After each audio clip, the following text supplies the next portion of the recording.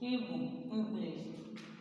Ụlọ ikpe law court, ụlọ ọgwụ hospital, ụlọ ụka church, ụlọ nga prison, ụlọ akwụkwọ school, ụlọ akụ bank, ụlọ ọrụ office.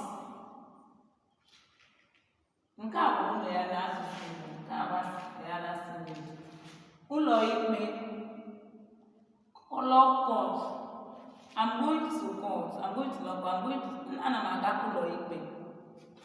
Ụlọ ikpe, ụlọ ọgwụ hospital, ụlọ ụka church, ụlọ nga prison, ụlọ akwụkwọ school,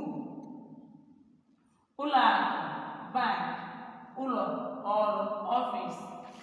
Ndewo ndị ọma na-ege ntị. Aha m bụ Nwaada Oluchi.